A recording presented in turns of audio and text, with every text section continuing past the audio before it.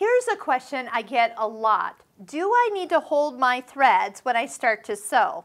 And the answer is no. I'm going to show you why. Now there are times I hold my threads, but most of the time, if you know this secret, you do not need to hold these threads. So number one, as long as you put your fabric far enough underneath the presser foot so the needle is going to come into the edge of the fabric first. First stitch into fabric instead of into air. So if you don't put it in far enough, you might want to hold those threads until the fabric actually gets to be stitched on.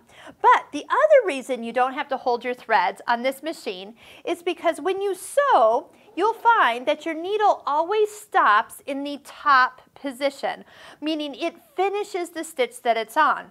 And if you can get in the habit of not touching and turning that hand wheel over there, you will find that you'll eliminate a lot of problems that you might have run into on other machines or older machines where you have had to hold these threads. Let me show you how and why. So number one, when you stop sewing, whether you have your needle stopping in the down position, okay, you can use the needle up button to bring that needle to the highest position. And again, it's completing the stitch, and the take-up lever is at the highest position.